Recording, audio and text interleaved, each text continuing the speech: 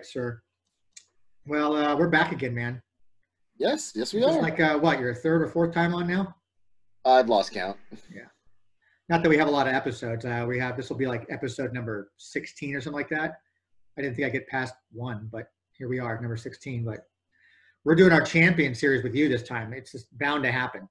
Oh boy, here we go. Yes, as you know, your name is wonderfully listed on the Raw Deal Wikipedia page. Oh boy, You this is get where I to, get to tell everyone that I'm not nearly as good as people think I am. well, I, you are. I always thought I was shit anyway. You're one of only three people who can claim to be a two-time world champion, but you're the only one who gets to be a back-to-back champion. I guess that is my raw deal claim, I guess. So come on, you lived up with that. I saw pictures in your office one time of you with the belts and everything, and well, so that's just because my work wife saw me one day cutting up cards for a virtual, and she looked at me and was like, "What are you doing, sitting here with scissors?" And like, "Oh, I'm card game. I'm gonna like go do worlds. If I cut those for you." So story goes. She's like, "All right, I have a paper cutter. Let me cut these for you. But if you win, I get the belt." And I was like, "Sure." Like, not really and then of course the whole time I thought about it, I was like, "All right, you don't like." So my whole plan was, all right, if I do win, I'm gonna give her a belt. But what I didn't tell her, I told her, hey, but if you get the belt, you also have to have a picture with me with the belt in your office. She's like, sure. Not realizing that I'm a crazy person, I get a poster size, like literally 3 foot by 5 foot, like just humongous ass poster. Frame it, really nice. I win. I bring the belt. I'm like, here's your picture. And she's like, no fucking way I'm putting this. Oh no. You put it up in her office, and there's like, in the corner of her office is this huge portrait of me holding the belt, and the belt's on this tiny little table, and she had it there for like several years. It was, every time people walk in the office, like, what the hell is that? Isn't that your coworker? And she goes like, don't get me started. Like, he kept his word, so I have to keep mine. And to her credit, she kept it there for 2 years. It was great. So you are the 2011 and 2012 world champion. Story checks out. I have the 2011 and 2012. It's on Wikipedia, so it's got to be official. It's got to be true. It's got to be true. It's on the internet. It's got to be true, right? Yes. Now, was 2011 the first year you went, or did you go with the previous year with Justin? 2011 was the first year I'd ever gone to Gen Con. I'd always wanted to go, but I kind of fell off Raw Deal once Raw Deal officially went out of print. But then I heard like, hey, some guy in Rancho is starting to run tournaments, so like, oh, I guess I can get my cards together and play some games. Round up Justin. We go, hey, we meet this guy named Tony Vela. He's kind of a crazy person, but he's running tournaments, and Raw Deal's always fun. And I always heard Gen Con was the place to go to play Raw Deal. I just never really thought like traveling all the way from California to Indianapolis was the best use of my time and or resources until like I was, had the resources to actually go, hey, maybe not. I really do like Raw Deal still. And Virtual got me back into the game. And obviously Justin winning in 2010 was like, hey, one of my teammates won. Let's see if I can win too. So that's 2011 is when it happened. 2010 was all Justin, and 2011 was the start of like SoCal and SoCal dominance, I guess. Yeah, I became year number 2 of dominance, and then you kept it on in 2012 over year 3. That's so going to 2011. When did you decide you're going to go to 2011? Like, did you plan way ahead of time you're going to go? True story. As soon as Justin won, I was like, I'm going to go too. Because I helped him prep, I helped him test, and I'm like, and I remember a couple of his, I remember like, I don't think his rev's that good, but I'm going to help him with it. I'll help him with his classic. And then he went. I'm like, all right, well, he's going to do well. Let's see if I can go and do just as well. And then at least it was a bit of support, like that's Vic came as well in 2011. So we sent one guy, he won and dominated. So like, all right, let's just send more guys. Let's just see what happens. So did you go? Did you guys still play test against each other for 2011? I would imagine that you guys were both going. Yeah. In fact, we were play testing all the way up until like the night before. I remember Justin was just like running decks against my Virtual Classic because he couldn't figure out what Virtual Classic to play. And he threw like 3 decks together, and none of them can beat my Molina. So he just like no matter what happened, it was just like turn 2, he has no hand, or he's dead. And then he would try, all right, I have this other idea. Turn 2, he has no hand, he's dead. This was back when it was only the first 2 shenanigans cards came out, so you couldn't overturn instead of discard for the women's belt. And Molina can play, if you have all zeros or in your deck, you can play pretty much everything off the top of your arsenal, assuming your opponent can't reverse it. If they have no hand, it's kind of hard for them to reverse anything. So you can just literally play like 20 cards in a row until like you find a reversal. But then if you have a mechanic to shuffle your arsenal, maybe you can get something else off the top of your deck to play. I remember we played Molina during some of our local tournaments we had and ran just like that. And I built a Molina deck too, that it just had this there was something broken about a particular card that allowed me to never die. I just couldn't die. I can't. It wasn't about it not dying. It was more like, well, every all-female cards are like very hard to reverse. There's like girly grab, mod clutches, all that. And combined with the belt, they have to discard cards. Against, if you play it correctly, you're looking at least 9 to 12 cards that you're making them discard cards. Molina with ability to discard even more cards. And what made the superstar even more OP was that apparently no one was using Molina at the time, so her mid-match was unstoppable to put in play if you had less fortitude, and it made them discard an extra card, and then you got to draw a card for using the ability. So instead of like I discard 1, they discard 1 of 3 cards at random from their hand, I discard 1, draw a card, and they discard 2. So they never had a hand. So you would just have like, and with being able to play top card of your deck as because it's revealed, and you just play everything off the top of your deck, which made for a very fun solitaire game. If you know, there were ways around it. If you could aggro it faster, then she could discard your hand like the first couple turns. Like Road Warriors was the way that Road Warriors was like the worst matchup because they had 2 ace reversals in Backlash with classic teamwork, and their superstar specific mid. So I ran, of course, into Road Warriors at Worlds, and of course I'm like, oh, Molina gets spanked, and I'm like, yeah, because you're playing Road Warriors, and gets any other deck, I'm fine. Yeah. I'm more than happy to like prove how great she is. So, but they did revise her, I thought, or some of her cards. They revised her immediately after I started playing Molina. They're like, oh, Molina is really good. Once they realized, yeah, because everyone thought Molina needed help, and I'm like, I don't think anyone in playtesting really put any thought into. Because I mean, I can't captain a deck as well as you top guys do, so like that. But I remember just building her like that, and she just was a lot of fun because of the top card being revealed, killing my opponent's hand, and just there was something about her. One of her superstar specific cards was just the way it was worded. It just kept triggering itself all the time, so I could never die.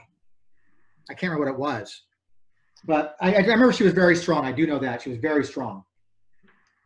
Nobody gave her the time of day. Yeah, no one gave it time of day because most people don't play female superstars. Nope. I think at Worlds, I'm the only one who's ever played females. 2 years in a row. Yeah. I still think Christie's really, really strong. Of course, Molina was strong, and then they took like all the bite out of her, and I'm like, yeah, that's fine. Then they like really took off the power of like the women's belt, and a lot of the backstage cards have RMS, so Feminine Wiles doesn't work nearly as well. Like every card is RMS. I'm like, okay, well, females have nothing then. Feminine Wiles does nothing. It blanks a 5th or a 10th. Yeah, that's not that great, to be honest. I mean, it's something, but I thought the point of it is that they took a lot of the power from females and then didn't give enough back. Yeah, they have script the issues, but now they're finding ways to even limit that. So for 2011, you said that after 2010, Justin won. You immediately said, you know what, I'm going next year. We're going to represent SoCal heavy. Well, much time as that's literally my thought process, because as much time as I helped Justin prepare, I figured, well, I might as well just go and just at least have a good time and see how I stack up. Did you immediately start planning your decks for 2011 and 2010? Yeah. I already knew that Molina was something I'd been playing with. Like halfway through the year, I found Molina, but the other ones, Classic and All Access, it's basically, I'm not going to do any play testing of that. You just take the same ideas or... Well, who did you bring for 2011? What were your 3 decks you brought? So it was 5 decks, actually. Oh, 5. So that's right. Classic, All Access, Edge. It's really simple. Fans love an underdog. if you can deal with 2 of the 3, if you can deal with Andre, Piper, Kane, if you can deal with 2 of the 3, at least you have a shot. If you can't deal at least with 2 of them, then you might as well just, not even bother in pre-classic, pre-virtual. So that's why I was running All Access Edge for classic, and just virtual. So regular classic was RVD because they could at least deal with Kennedy by getting all my superstars out, and Andre as well. Not so much with Piper. Were you playing RVD or Mr. Pay-Per-View? Regular RVD. Yeah.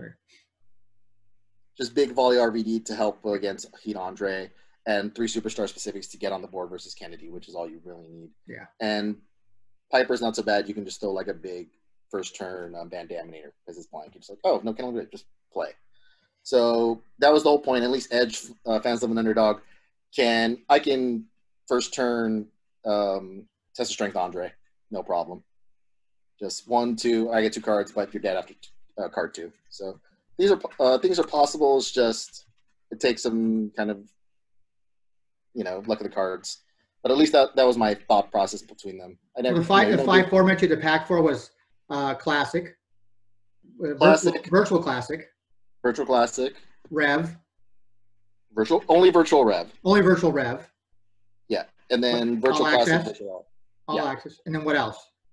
Virtual all access. Virtual all access. Yeah. You had a regular all access and a virtual all access. Correct. Okay. So no tag and no. That's it. No tag. Yeah. As back then it was only. Yeah. Back then it was only. They wanted to do a classic, virtual classic, all access, virtual all access, and then but people were just like, no one really wanted to do Rev, and I was like, well, if you're playing all access, you're obviously saying Rev is somewhat important. Sure. So I was like, play Rev. And then the decision was made, hey, it's going to be all 5 formats, which was like, oh, sweet, Rev. I know a guy who plays Rev and can help me with this. Hey, Tony. I don't know who you're talking about. There you go. I don't know who you're talking about. So what were your decks in? So for Classic was straight up RVD. Yeah, Classic was straight up RVD. Virtual Classic? My Virtual Classic deck was Molina. Obviously. Your All Access? Was a Fans Love and Underdog Edge. Okay, and your Virtual All Access?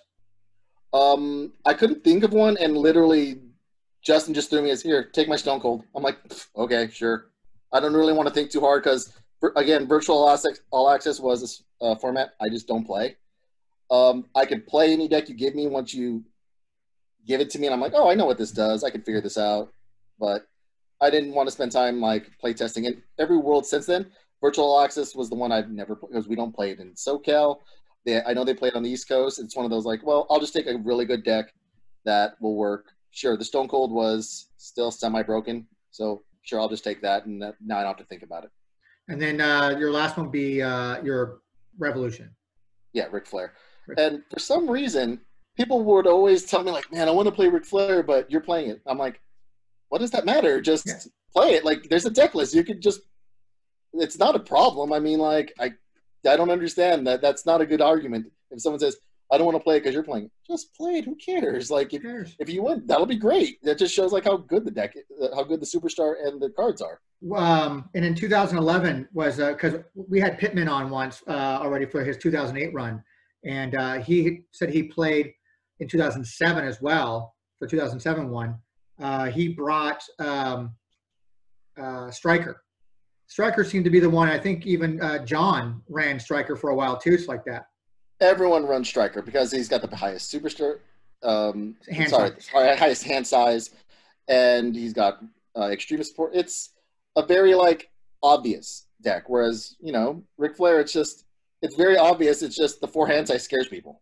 Yeah, it really does. People just go, oh, 4 hand size. I don't know what to do about that. It's like, it's not that bad, but there are ways to increase that. Plus you're going to have a ringside pile, and that ringside pile can feel into your ability, so why not? Yeah, it just, given enough time, if you can get into later stages, oh, I'm just throwing big colossals every turn.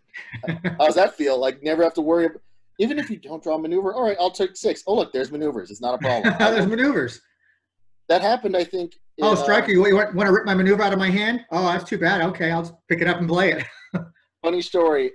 Both times in Worlds for Revolution, at least in 2011, I faced strikers, I think, if I remember correctly. And both times they looked at my hand in the cut, they just handed it right back to me. They're like, "Oh, I can't pull anything." I'm like, "Yeah, that's fine.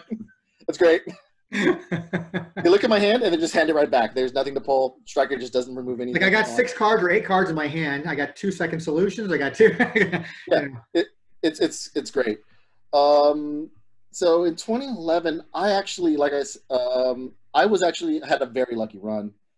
I started off 1-0 against Jake the Snake with Edge. It was great, and then I immediately go 1-2, just horribly. Like You lost 2 in a row? Yeah, I lost 2 in a row. I start 1-2, and it's horrible. My RVD just loses horribly to Stephanie McMahon, who plays a wonderful pre-match. Who navigated that deck? I just remember his name was Kyle. Okay. I'm horrible with names. I just know it was Kyle. Stephanie was Shane Enforcer, is what I remember. He passes to not let me unscript his first family, and that's the entire game.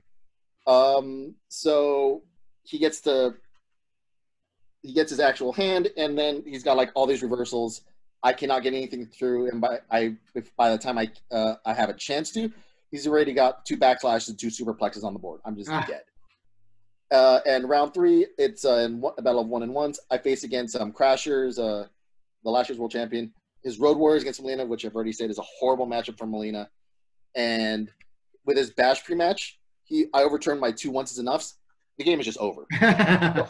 So I'm like totally dejected. I've had like a really great run up until like the World Championships, and I'm 1-2. And I'm like, God, I don't even know if I can make the cut. I need some luck. How many people were playing in 2011? Was it 16? I honestly don't know. I just know that we had 5 rounds for sure. Okay. So it was. I don't remember the numbers. I just know that I'm just punch drunk. I'm like, this is not when I woke up this morning, this is not how I imagined this was going. Like Classic and Molina. If you told me that I was going to play RVD and Molina and lose both those matches in a row, I would have never believed you. Now Justin's playing along the same tournament, correct? Yes. How's he faring? He's doing all right. I know he makes the cut, so I don't remember how he does up until that point, but I know that he makes it in, and I know Vic makes it in. Obviously, because I beat it I get him in the finals. So SoCal just absolutely just crushes this World Championships. The problem is I'm not looking like I'm going to make the cut. Round 4 is Virtual Rev, and I play against a guy who literally built a Rev deck that day. He literally has a starter. He opens it, has a couple packs, throws in Rev, and goes, "All right, I guess I'm playing in the World Championships. I'm playing Angle." Yeah, he has a virtual superstar because he doesn't have like any cards. Though I will say this, there was a guy who was actually selling a bunch of sealed packs, and I do recall Crasher buying them all because he was looking for certain superstar cards, and then for Worlds was like, no one can like play these. I'm using them. You can borrow them after, but for Worlds, no. Which I thought was really interesting. Like I thought it was great. I'm like, dude, that's like the greatest World Championship mentality ever. But he wasn't doing it to really deny anyone else. He was looking for cards, but then people were like, "Can I borrow?" Like, no, not for Worlds. Afterwards, sure. Like people he didn't know were asking like the people that needed Rev, and he was like, "No, these are mine, dude. Like, these are mine. I bought them fair and square, man." Yeah. So I thought that was pretty slick, actually. That's my recollection. I remember him buying like all the product, and people who had no Rev needing the product, and he was like, "Oh, I was just looking for this," but no, and he didn't know them. So it's like, "Oh, I don't think he would let him borrow it anyway," and that's fine. Like, So yeah, I beat Travis obviously with my Ric Flair versus like his literal like starter deck, which I felt bad for, but it is what it is. It is what it is. We're not using that. Yeah. Oh yeah, we're not using that. So now you're 2-2. Yes, I'm 2-2, and I need help. And luckily, I have a Stone Cold deck, so I'm like, all right, this should be fine. And perennial like Gen Connor Wayne, I have to beat his CM Punk. I do. I think he stops like my stunner like twice when you thought you had all the answers, which is really great when you consider like, oh, people pack when you thought you had all the answers. Not only just one, but 2 of them. Yeah, but I beat him before I had to throw it a 3rd time, so it wasn't that big a deal. It was just more interesting and amusing upon looking back. I do remember at the time. I'm pretty sure I was really like, really, you stopped my stunner with 0-42 twice, like without no cell. How is this possible? But yeah. So Now you're sitting at 3-2. You kind of what? You need the lucky seeding. yeah, I need some luck. I was like, I assume there's some other three. There's got to be another 3-2 who's going to have a much better like seed because I've had a clawback from 1-2, so it's going to be really, really hard. Luckily, D2 is the only other 3-2, and he took a count of victory. So woohoo! I'm in. What a sucker! Nice gift. So yeah, what a gift. Thank you, buddy. So the top four is me, Crasher, Vic, and Justin. Justin and Vic get paired off, and I get Crasher again. And the way Worlds was in 2011 is you each get to choose a format that you don't want to play. Yeah. I have to choose first because I'm the lowest seed. I'm fourth. I say Virtual Classic because Molina, bad match against Road Warriors. I take her chances against anyone else, just not Road Warriors. He eliminates Classic because he doesn't want his Piper to get thrown like high risks like turn one that are unique that he can't do anything about with Jimmy. Okay. Which is actually pretty smart. So first match is Rev, and I just raffle stomp him. To the best of my recollection. What was he playing? Striker. Of course. Who the hell wasn't? Yeah. I just remember that he uses his ability, just hands it back, and I second solution, and I just off to the races. He can't do anything, and that was like a second solution. But if he wasn't clearly he wasn't playing all extremes in. I don't remember. The second solution doesn't touch extremes. No. So I just know that I just steamroll, no problem. Down one. The second match was Austin versus Kane, and I screwed that up. I do remember that. I'm so used to playing. You're supposed to just play. Do you want a hug? And then just wreck his hand. The problem is it does nothing when you both have the same fortitude, and I'm just so used to like my autopilot is just always play. Do you want before you do anything? So I play it, and then he looks at the card and looks at me and goes, "You know that does nothing, right?" And I go, "Shit, I'm an idiot." And that's the game, literally. He gets off the ground. Mabel has the other way that the Stone Cold gets off the ground is hardcore hell. It keeps me in the game, but it's not enough. I just end up getting wrecked. Journey into Darkness. Journey into Darkness. Kane things. Kane things. Yeah. So finally, it all comes down to whether I make the finals is my Edge versus his Piper. I remember this was an interesting matchup. It's an interesting match, but we both screwed up like the pre-match horribly. He switcheroos one of my fans of an underdog, which is a mistake because he has higher superstar value. So he's going to end up just removing his switcheroo. So in the end, I'll still get it. But in the end, I forget to tell him, hey, that's what happens. You need to remove your switcheroo at the end of the pre-match. So I'm only working with 2 switcheroos. But the best part is he doesn't have a don't try this at home. So I don't try this at home, right into Phoenix Rising, get rid of Jimmy Hart, and that's the entire game. I get 8 Fortitude, a maneuver of Doom, though I did fence of an underdog into a test of strength, which does nothing against Piper. But yeah, after that, it was just I'm sitting on all the Fortitude in the world, and Piper is literally at 0. I hit him with everything. Rated our Superstar Grab, rated our Spear. I hit him with he sustains like a bunch of it. I hit him with 2 edges running spears as reversals, and I just remember taking a count out. You took a count out? Yeah. Well, it's over. I mean, I don't want to give him any shot. Let's just end this. It's in cut. I'm taking count outs at any point. So I make finals, and it's Vic, which is like this will be fun. Like Vic's a big hurdle to get over. It is. I play tested a lot against Justin, but me and Vic, we just stay away from each other. Like, no, we're not going to play test. It's fine. Though I know what he's playing, so I know Vic very well. I just didn't know what he was bringing, but once I know what he's bringing, I'm like, oh, okay. So the only thing is, as of course Gen Con tradition, we have to get out and not because it was a Sunday, and of course Gen Con's already closed at 5, and we still have the finals to do. So I want to say we go to D2's hotel room and Calvin's hotel room. Yeah, that sounds right. So we go there, and I know that he's playing Kennedy in All Access. which was my basis for.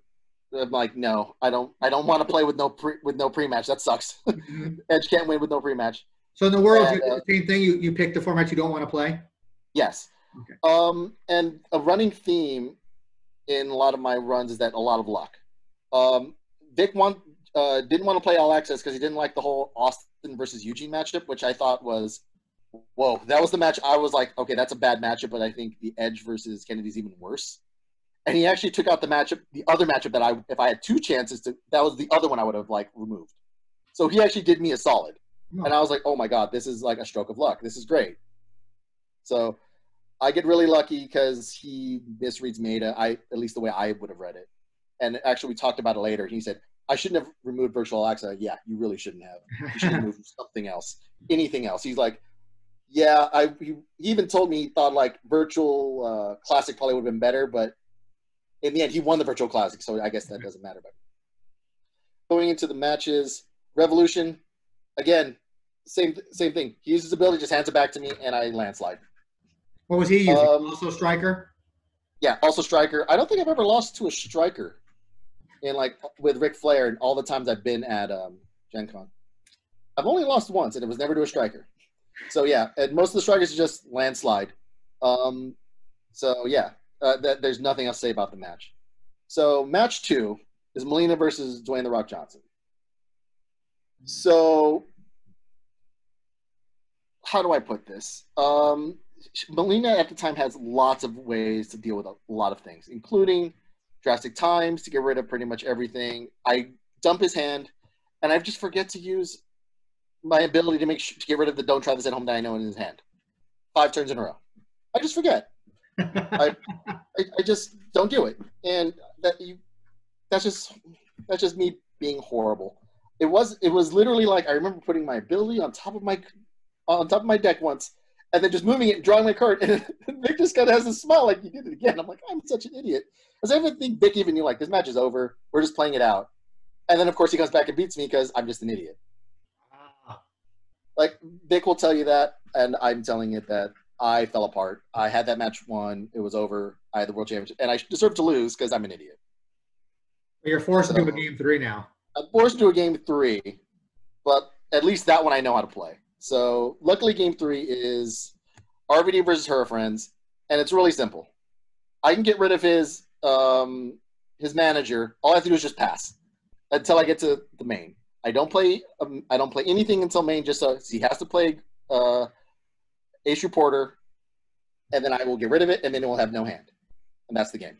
And he just goes, I was really hoping you'd play something so I could pass. I'm like, yeah, I was never going to do that. I had scripted Gregory, and that's the game.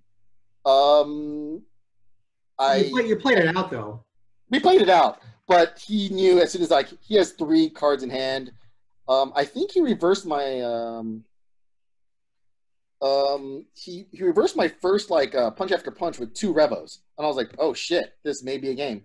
But then that was it. He had like a 4 card hand size, I think, at the end of the pre-match, and that's all he had. He passes. The next one goes through, and then it's game over. Punch after punch, maneuver of doom, all this stuff, and that's the game. Yeah. So it was really my 2011 was, I think, more luck than anything. I got into the cut, and then I made it count again, and I made 2 huge mistakes in worlds that I should have been punished for, and I had lost. I'd have been like, well, I'll just come back next year and I won't make those mistakes. But luckily, I was able to everything else just worked out really well. Like Vic called the wrong matchup to get rid of, because if that was the match 3, I don't think my Stone Cold beats is Eugene. So if he had called say the Classic, because he even said when I should have called Classic or Virtual Classic, because he was hoping in Classic that he was not gonna let me unscript his manager, which was his entire strategy, which he should have, or in Classic he even said that would have been a better choice than the Eugene. So a lot of luck in 2011, but hey, sometimes you just got to be in the right place and make it all happen. And what did you do you remember what you took home for your swag, for your efforts for that? I'm sure I know there was a Cruiserweight belt. So here's the best part, and this goes to the empty-headedness of me, and people are going to swear that, oh, he's a douchebag. He totally meant to. I swear I didn't. I didn't have ruined my luggage. I had to ask, hey, Vic, would you do me a solid? He goes, yeah. Would you take the belt home for me in your luggage because I don't have room? And then I'll just get it for you when you get back. He looks at me, he goes, he knows me. He knows I'm not done. He's like, of course, dude. Yeah, no problem. And then I realized, man, I'm really glad Vic knows me because anyone else would thought that was the biggest dick move ever. Hey, the guy who compete for the championship, can you take the belt home? You know, the one you don't get to keep, but can you take it home for me? And like, I'll see you in a month and you just bring it in. Is that cool? He's like, yeah, of course, dude, of course. Because Vic, you know, if anything, very good sportsman. It was really good. And we ended up like, you know, talking over worlds with D2 at Roots Chris, which became one of my like one of my Gen Con traditions. And that was 2011 in a nutshell. I was right place, right time. And even though I made mistakes, because that's what I do, I play either too fast or I'm just having too much fun and not taking it as seriously. 2011 was a good thing there was no drinking involved. Oh no! If there was drinking, that it would have just been. I would have just like threw my deck across the room and just. You guys would still be playing right now. Maybe. 2011. I want to say it was all skill. And 2011 was a lot more luck and just a little bit of. So you guys were keeping up. That's back when even TCO was still being pretty active and keeping up what was going on. There's a lot of reports going on from the event. So yeah, it's kind of cool to see, you know, and you're new, you know, world champion, blah blah. And so it was like from a SoCal perspective, it's pretty a proud moment for all of us. I mean, come on, back to back. I mean, back to back. Justin, Vic being it was going to be a back to back SoCal, and it was really cool that I got to beat Vic, who was I think one of the better players that day, and probably one of the better ones of that tournament. I've always thought Vic was one of the better, you know, players. Period. Oh, for sure. You know, I had a match against him at Shuffle and Cut once where I think I was playing Vince McMahon versus his Edge or vice versa. Those two decks seem to be, and I'm in the finals. My first time being in a finals in an event. I'm thinking, wow, I'm doing really good. And I had Vic. I fucking had him. I had him down like 3 cards in his deck, and he came back and pinned me. That Armenian Nightmare, man. He doesn't quit. So he's good. Really good. He's really, really good. Yeah, I have nothing but amazing things to say about Vic, obviously. So you come back. Are you prepping? Are you immediately already prepping for 2012? Yes. In fact, I remember thinking, hey, I already have like this amazing super broken pile of jank for 2012. It was so broken that I had to actually say, hey guys, this might be a problem. So literally the week after, I hadn't really put it too much into thought for 2011. Like it was DDP, basically 2012. You mean time? It was your diamond cutters -10 for every superstar specific in your ring. It didn't say printed. And then I realized if I play your drafted, and I play all the DDP, I play all the factions, like, and then his min match, which couldn't be stopped. Oh look, that's 7. It's -70. If I bad blood into finding diamond cutter in my hand. I have a 0 for 30 reversal that I can play first turn that you can't remove from my hand because I have bad blooding into it, so you can't pre-match remove it away. Maybe you can like get lucky with a superstar ability or something. That can reverse any card, even if it's unreversible. So I don't even have to restrict into it. 30 damage and opponent discards hand. So I was thinking about, that sounds pretty good. Like, well, I didn't think it was broken because, well... Now, this is talking about going into 2012. Yeah, this was literally right after 2011. And I just remember, like, hey, Justin, what do you think about this? He goes, that's the most broken pile of shit ever. You're just going to win 2012. I'm like, well, okay, how about this? I didn't really put as much thought into 2011 as I did 2012. Then I was like, 2012, all right, I need to make sure that it wasn't a fluke. I want to show everyone that all this luck, there's actually a player behind that. Yeah. So I was like, all right, I'm just going to take this as seriously as I've taken everything else. But even I realized, okay, this DDP thing is broken. Hey, guys, by the way, this is a little broken. They're like, holy shit, like, no one saw this. Like, you needed to bring this to us earlier. I'm like, I wasn't in playtesting. Like, I was just enjoying the game. Yeah. So, but yeah, at that point, I just went in full mode. Like, I'm going to put together 2 decks for everything and just see what happens. So was the format for 2012 the same as 2011? It's the exact same. All 5. And I'm just going to bring something different I'm going to build 2 decks for everything. And my plan is to play something completely different for everything. But of course, I just ended up playing Flair because, well, everyone expects me to play Flair. Why would I disappoint them?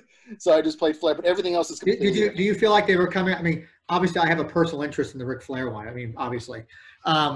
Do you feel like people were gunning for you for that particular deck for Revolution? Yes. In fact, several people said, "Oh yeah, I can beat that flare deck," and then I'm like, "I don't think you can beat this flare deck."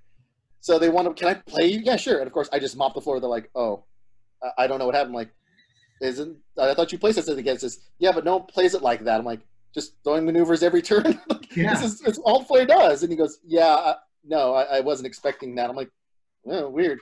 Okay. I mean, it's So Revolution. You're supposed to play maneuvers every turn. I mean, I don't. yeah. So amazingly enough, between 2011 and 2012, the meta doesn't change. It's I think they added like the tag teams. I think that was virtual 3 or 2 Saturday Night Main Event. I forget which one it is, but the meta doesn't change very drastically, if at all. Like Molina has been neutered, but that was it. Like otherwise, it's kind of like the same stuff. So classic and all access obviously doesn't change. So Vic's not going, so I'm just like, hey Vic, can I just use your Kennedy ID? He's like, I just want to get his like a blessing, like I don't have to like say, hey Vic, I'm planning on using this. It's really good. Can I just use it? He's like, yeah, sure. It's all access. No one cares. And in classic, I'm just like, I don't want to think too hard. I literally choose Andre just because I didn't play test it once at all. It's this stupid heat build. If I really wanted to do a really right Andre, there's like the utility Andre, which is way better, but it just caused me too many headaches to think, and I didn't want to think. Like, like that's the problem with Molina. Like sometimes I have to think. There's too many moving parts. Yes. So I'm like, Andre, it's easy. Use heat, use ability, done. Kennedy, they don't get a pre-match. Okay, just dump their pre-match and just play divas. It's not that hard. Yeah. So for me, simpler is better in terms of like I can build really good decks, but sometimes combo decks just escape me, and then I make mistakes, and that's literally what happened with Molina. It seems to be also a problem with for people who come into Raw Deal for the first time, especially when it came to the virtual stuff. Although virtual kind of balanced the field, which is great, there's a lot of reading involved, and people didn't want to have to remember so many things. I already have enough cards of my own to remember. Then I got to remember my opponent's stuff too. It's a lot of stuff going on. It's very Yeah, easy to get things. yeah. In defense, combo decks I think are better than straight aggro decks if you're good at playing them. If you don't panic, if you know what to do. Mitch was one of my favorite playtesting partners ever because he is a master at combo decks. He can't play aggro decks to save his life. Like if I give him the flare deck, he is like, "Why do you do it this way?" I'm like, "Just keep the aggression, just being smug and just throwing like the same maneuver over and over again, just like going, this will work. I'm sure of it." It's going to stick eventually.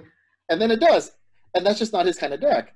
But that's why I know my strength is aggro decks. So let's just stick with like just playing aggro, not getting too cute with it.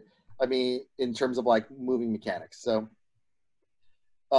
yeah, of course, my virtual all access is Christie, but my virtual classic is one of those weird combo decks with a lot of moving parts again. Because I think I'm a good player, but whenever I play these decks, something goes wrong, and I always do one mistake that I think usually costs me a game. Virtual Christie is also kind of near and dear to my heart.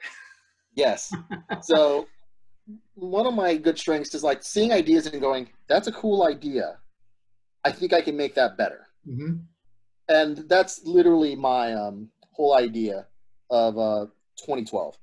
Like I see these ideas and go, all right, let's make it better. So I get like the idea for Kennedy, Vic's Kennedy, and I change a couple cards. I'm like, all right, this is how I would play this version of Kennedy. Your virtual access Christie, like I basically take the idea and I switch out 10 cards, which I think would make it better. And I just roll with it. So the only other thing with the virtual classic was Bobby Heenan, which was basically around dynamic finisher basically, and all the dynamics to basically use the ability over and over. And once they have no hand or nothing that can reverse, just start the dynamic parade and just have like easy maneuvers to throw. Mm-hmm. It's a very easy concept, especially because you can see their hand. You can't really screw up and call a Revolution of the Mind and they have 3 elbows or 3 managers. You go, oops, I wasted a turn. Yeah. So simpler is better. Like, oh, you have exactly 1 Revolution of the Mind and nothing else. Or you don't even have Revolution. You only have volley this. Or I'll get rid of that. And now I know that my next 5 cards will be just fine. That, and I wanted to make a second card because, Well, if you're playing Heenan, who's your enforcer with that? Oh, Michael Cole. Before they nerfed Michael Cole, I could just discard 2 cards, usually chain shots, and pick out like, yeah, let's get rid of that specific card. So you get surgical with it. You just go, all right, no problem. There's no way Gil can make a mistake. He just goes, take that card, remove. So for 2012, be running Christie. For Virtual Access, Virtual Classic is Bobby Heenan with Michael Kohlenforcer. Pretty much a super dynamic build where they allowed all the dynamic cards to be played in pre-match for free. Rev is still Flair. All Access is Kennedy, and Classic is Andre, just because I want to change it and not play RVD again. But in retrospect, I probably should have played RVD. So I put a lot of play testing into it, and I'm like, all right, this will be fine. I remember Albert even telling me from SoCal, like, dude, if you're playing these, you're just going to freaking win. Like, I didn't think you were this cheap to play Andre. I'm like, it doesn't matter. I need to make sure that people realize that I didn't just fluke into this win. Because, like, it was even in my head that, like, I shouldn't have won. Like, people think I'm lucky. Hell, I even think I'm lucky. All right, this is my turn to actually go, all right, let's just put in some thought and actually do some play testing. You're like, I Buster Douglas my way into 2011. I honestly, that's very appropriate. I got really lucky. I beat Vic in a match that I shouldn't have beat, 2 out of 3 that I should not have beat him in. And even in my matches with Crasher, I totally ruined that Edge match, and I still came out smelling like roses, and I shouldn't have. I should have been punished in both matches, and I didn't deserve to win, and I got lucky. So this was the year, like, all right, you know what? I'm going to just do the best I can and just dominate. You earned it this time, right? Yeah. Yeah, that's how I feel. And then in the end, I'm just going to end up showing that I luck sacked into it again. So let's go. All right, so Worlds. If I remember correctly, all right, let's go. Round 1 for 2012, I'm playing Christie against Kane. Yeah, this was I started with 10 fortitude. Right? Virtual Access. Virtual Access, yeah. Crasher just plays Kane all the time. Yeah, I started with 10 fortitude though. This was back when Christie's pre-match worked with Bash. So we just played Bash, play that. I have 10 fortitude. It was a very easy game.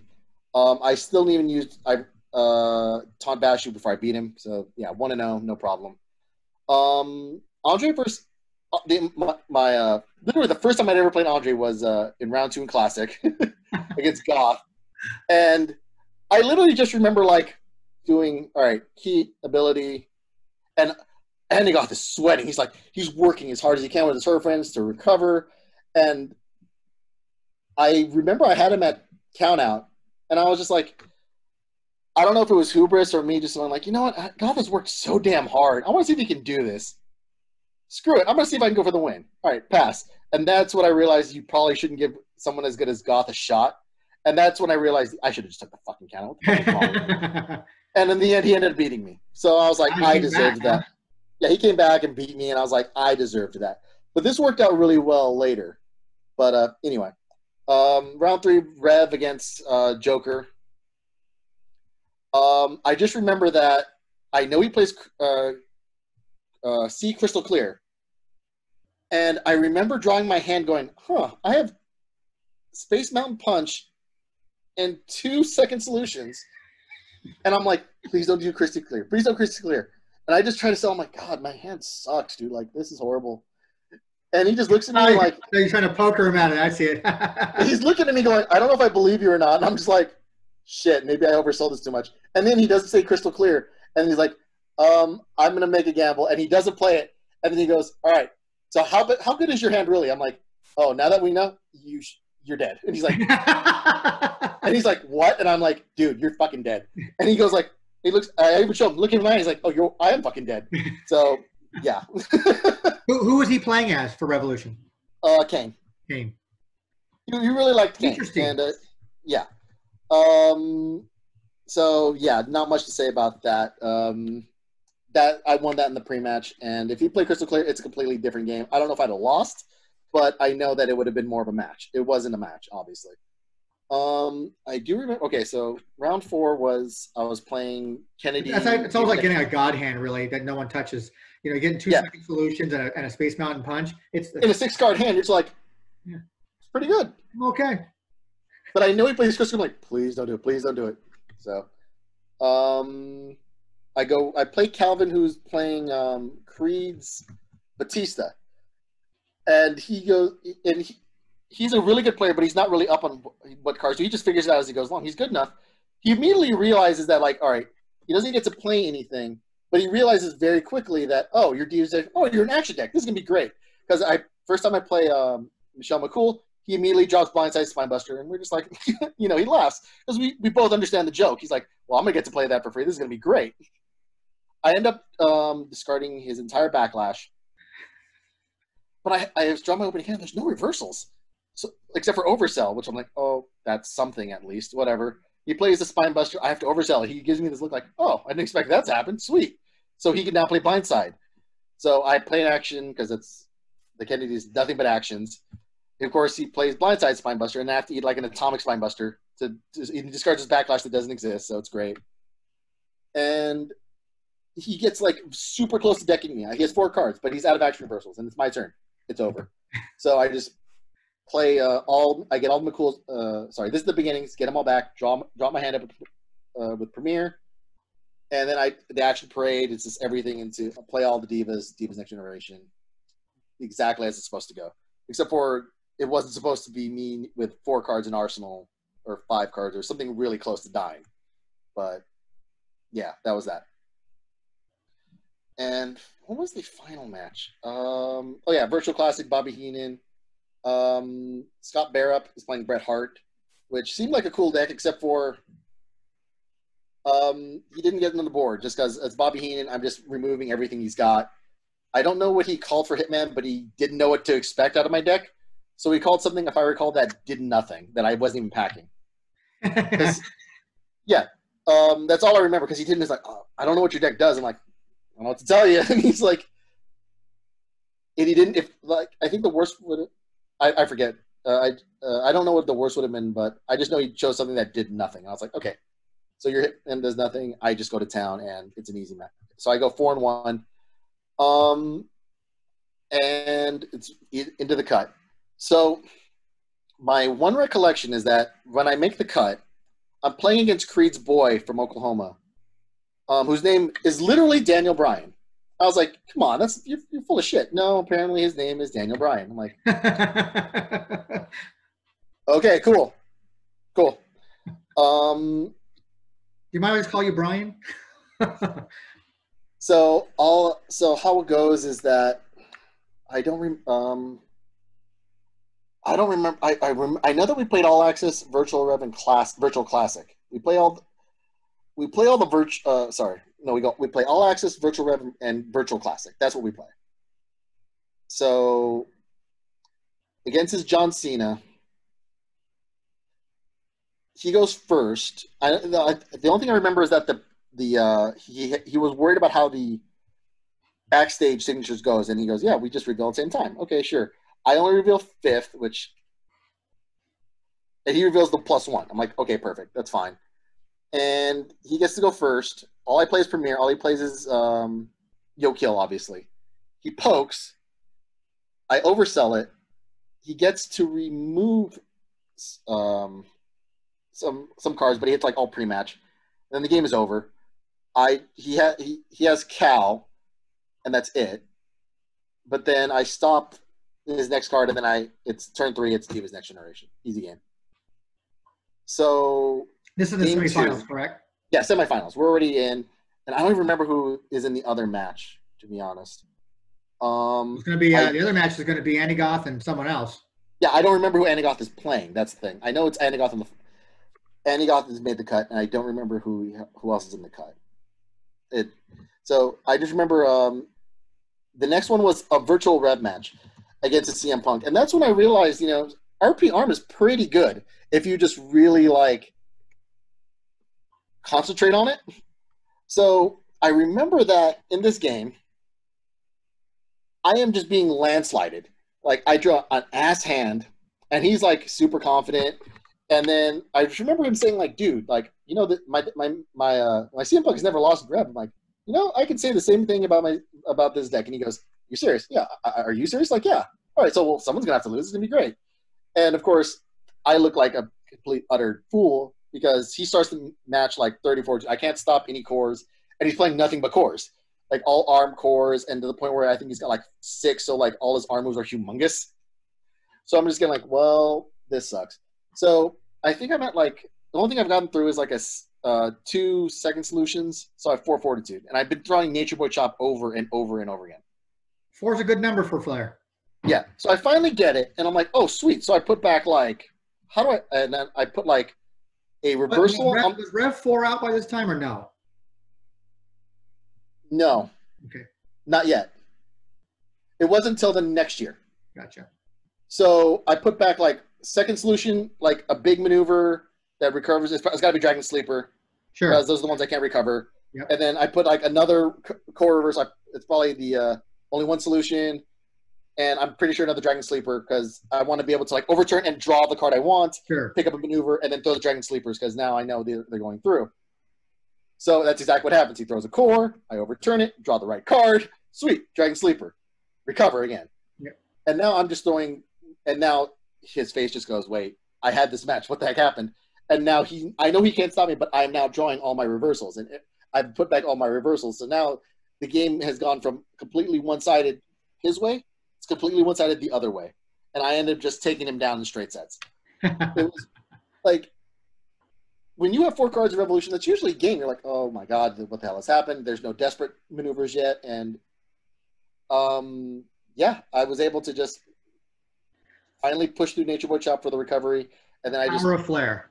Power of Flair. You're never out of it as long as you can just recover correctly. Yep. I put my Dragon Sleepers back, played them both, got more recovery, and then that was it. I just kept throwing the legs and all that stuff, and it was great.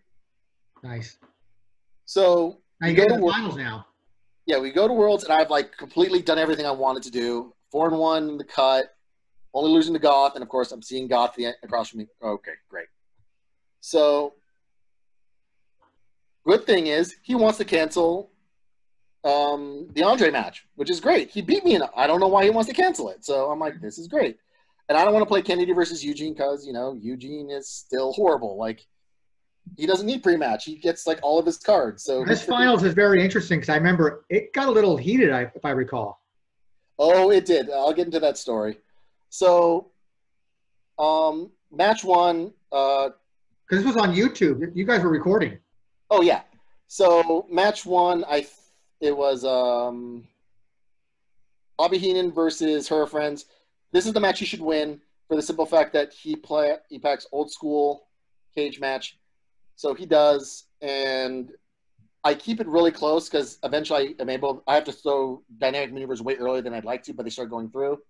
But in the end, I think he was firmly in control. We both had like less than 10 cards, but it was a really good game state for him. He wins. So game 2, it's Christie versus his Eugene, and I'm like, I'm not really liking this, but it is what it is. And he literally asks me, how does it go? Remember, he asked you about a particular card or something like that. He asked me, how does the pre-match work? And I go, it acts just like a double your value. And he goes, okay. And he doesn't ask to read it. I have 20 fortitude, like on the first turn. And he just throws like blind Andre headbutt. I just backslide. I go, I win. He goes, what? And he goes, yeah, I win. I have 20 fortitude. He's like, you told me it was like double your value. And I'm like, yeah, I have double fortitude. But double your value stops after a certain time. Like, it's a pre-match. Why would it stop ever? And then he's just mad because he's like, and he knows that I wasn't trying to game him. He asked what it does. I'm like, it's double value. It's like double your value, double your fun. I have double fortitude. Oh, okay. But I didn't really tell him, like, I didn't think to tell him, like, oh, it doesn't end. It doesn't end. It's constant. It's constant. I just like, it's double your value. I have double fortitude. That's the basic gist of it. Oh, okay. But I didn't think about that part of it ending. So I felt really bad that that's how he thought. He thought, like, oh, only on my first turn I had double fortitude. So I felt really bad that he thought of it that way because I was not thinking about that. He probably would have played a little bit more cautiously at that point, I'm sure. Yeah.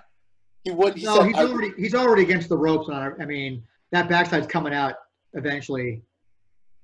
Yeah, so I felt really bad that he did that, but he knows I didn't mean it that way. I literally said, he asked, what does it do? I'm like, it's double fortitude, just like it's like WWE. So I felt really bad. And I think after that match, did he almost not want to play anymore?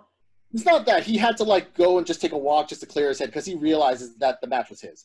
Yeah. Like, he knows that he could have beat it. He knows that he would not have done that. He would have done, like, Unleash Bomb. he'd have Ron ready into something else, or at least that's what he told me afterward. And we talked about it afterward, and he even said like, "I know you didn't mean it that way. It's my fault for not reading the cards." Yeah. And I realized how lucky I just dodged a bullet, just because.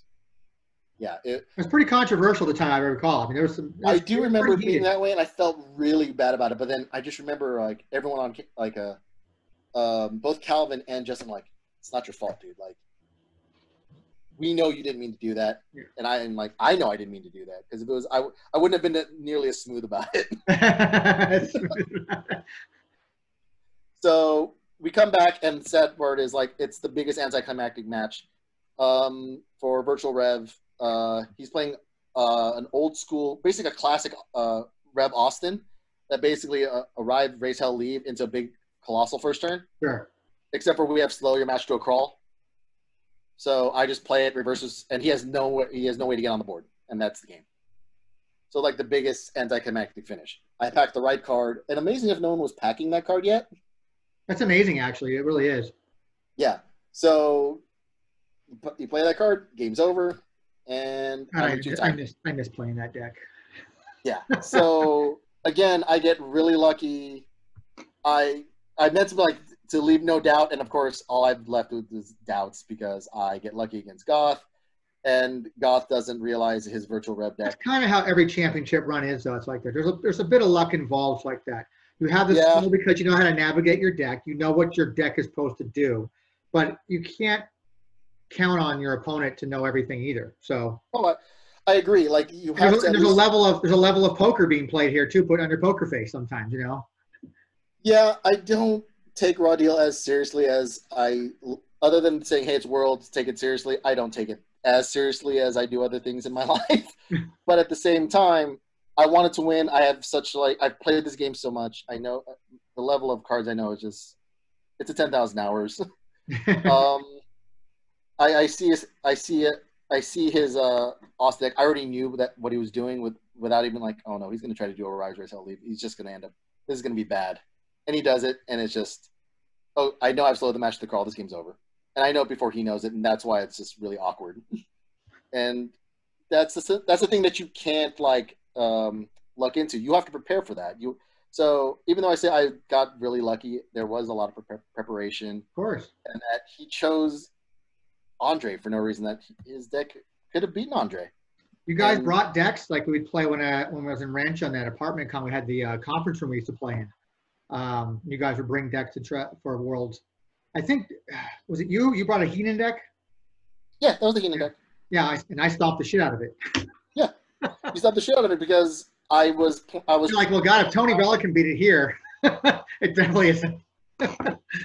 Oh, yeah. At the time, I was toying with the pre-match, trying certain things. And in the end, I'm like, this idea works, but I need to basically prolong it as long as possible. If I can prolong it, get my ability,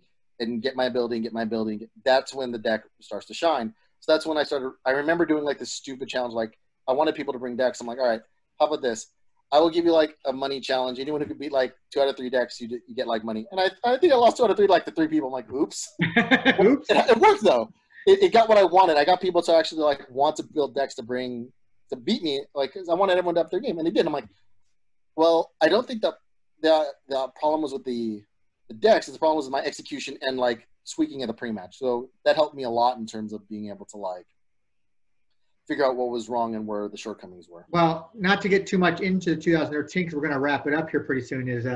So you're going back to 2013 to play and possibly be a three-peat. And so, yes. You made the cut for 2013? That was John's year. John won that year. Yeah, John won that year. I missed the cut that year. Wow. So no, I didn't make the cut. Gotcha. So, but was 2013 the year of Douche versus the World? No, 2012 was still Douche versus the World.